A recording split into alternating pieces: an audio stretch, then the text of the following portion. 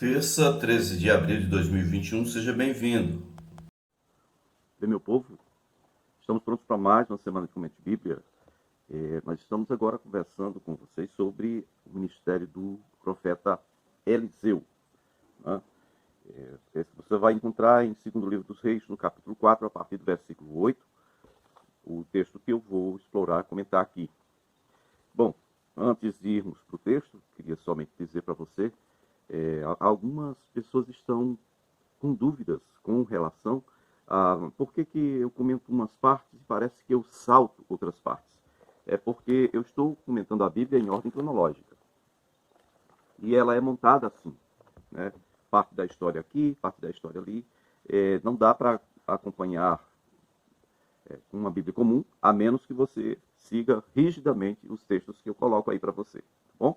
Então vamos lá em 2º livro dos Reis, capítulo 4, no versículo 8, vai dizer que certo dia Eliseu foi a Sunem, onde havia uma mulher rica. Pronto. Primeira coisa que você tem que entender aqui é que Sunem fica próximo, né? Bem próximo do Monte Gilboa, onde morreu o rei Saul. Na guerra contra os filisteus, na verdade, eles se acamparam em Sunem, tá? E só que eles morreram no confronto lá no Monte Gilboa. Se você olhar no mapa, você vai ver aí Sunem, Monte Gilboa, está próximo a Nazaré, próximo a Jezreel, né? O Vale de Jezreel, tá certo?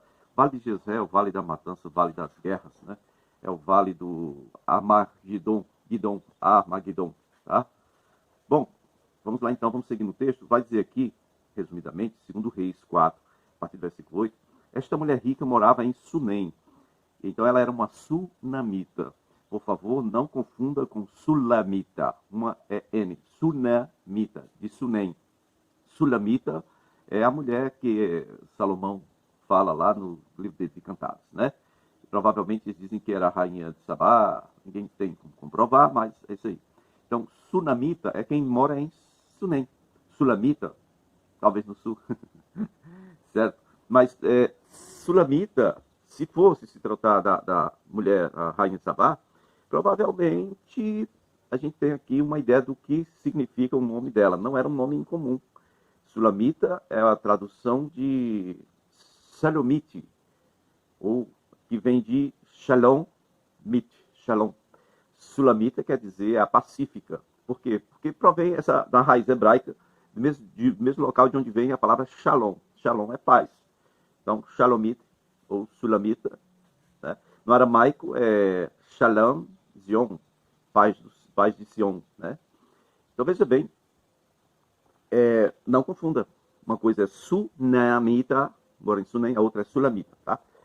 Queridos, vamos então dar seguimento. Essa mulher era rica, ela morava em Sunem, e ela sempre recebia o profeta Eliseu quando de viagem passava por Sunem. Então ela disse ao marido dela, olha, vamos construir um quartinho lá em cima, vamos colocar nesse quarto uma cama, uma escrivaninha, uma lamparina, para que quando o homem de Deus vier, ele tenha onde repousar mais reservado.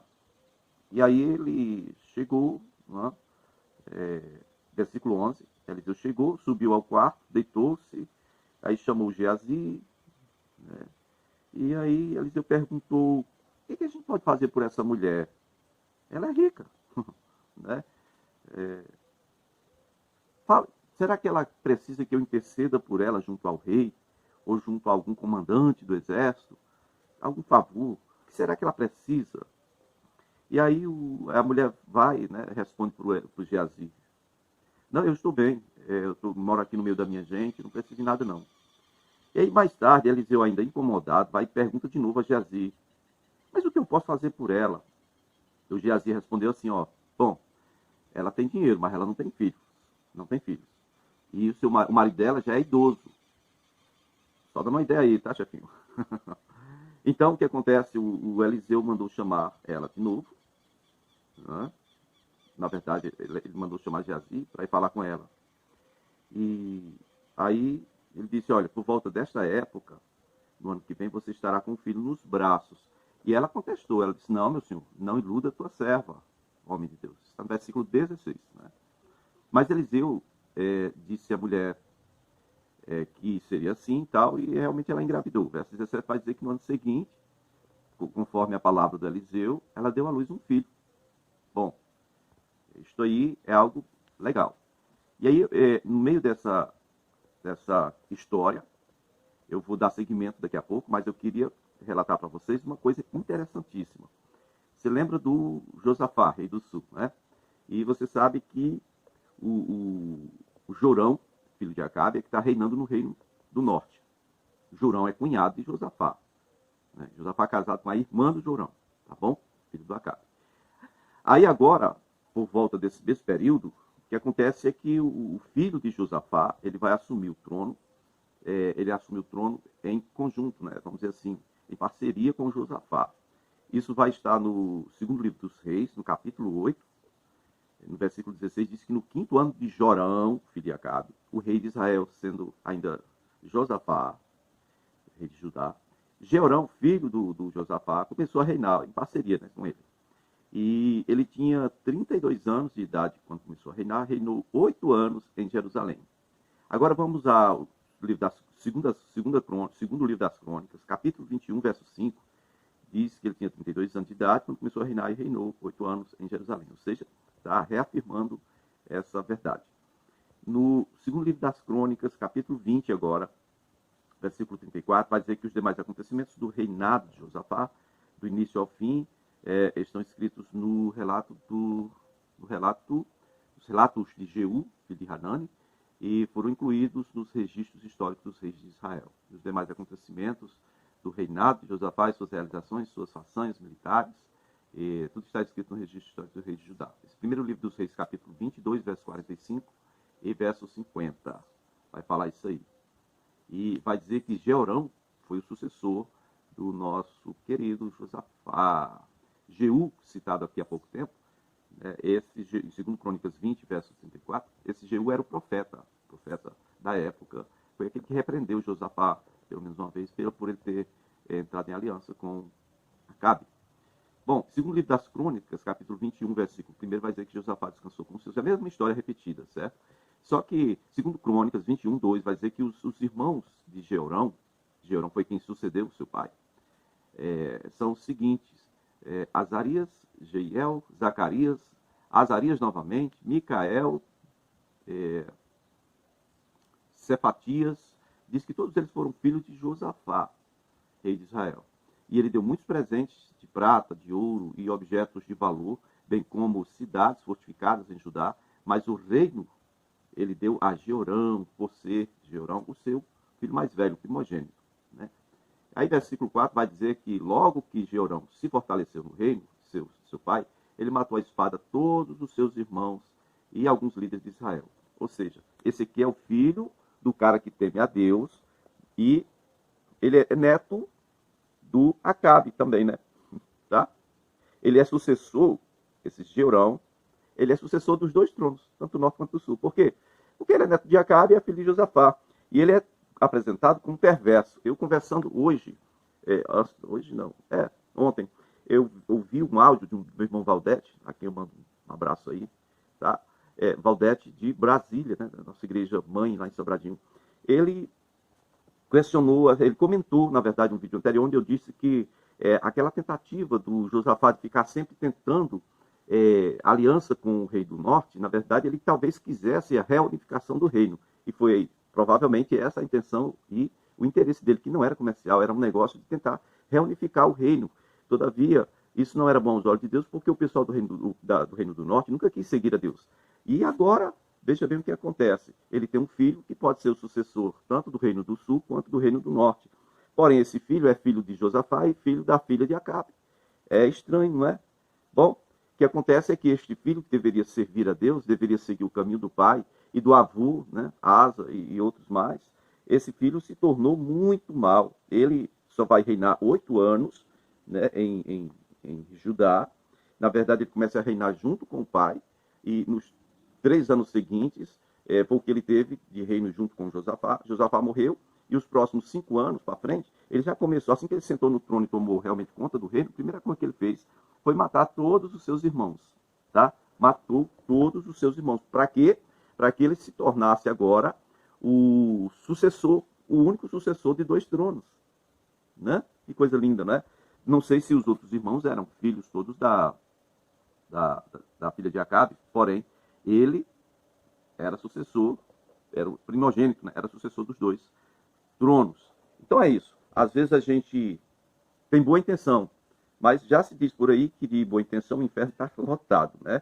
Você vai ver aí em 2 Reis, capítulo 8, no versículo 18, diz que o Georão, eu estou falando do reino do sul, não é do norte, tá?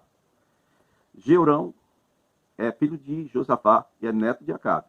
Jorão é filho de Acabe. Tá? O caso é tio do Georão. Então veja bem, ele andou nos caminhos dos reis de Israel, ou seja, ele andou nos caminhos dos reis do norte, como a família de Acabe havia feito. Acabe é avô dele, né? Ele também se casou com uma descendente de Acabe, com uma neta de Acabe, certo? Aqui diz filha, mas provavelmente neta. Porque senão, filha de Acabe seria tia dele, né? E ele fez o que o Senhor reprova.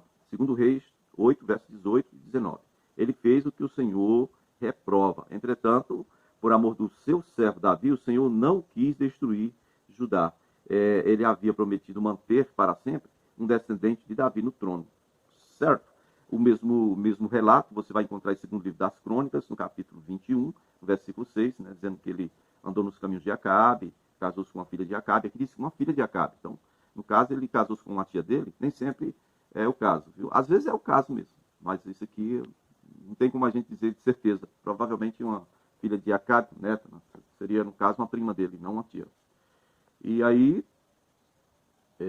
versículo 7 de 2 Crônicas 21, diz que ele, por causa da aliança que havia feito com Davi, o Senhor não quis destruir Jerusalém, né? Verso 11 de 2 Crônicas 21, diz que ele até construiu altares idólatras nas colinas de Judá, levando o povo de Jerusalém a prostituir-se, e levou Judá a desviar-se. Então preste muita atenção. Idolatria, quando fala aqui, pastor, por que no Velho Testamento era assim? Associava sempre a prostituição. É porque era isso, era prostituição, era bacanal. Levava-se a oferta de algum animal lá para alguma divindade e depois sexo à vontade, né?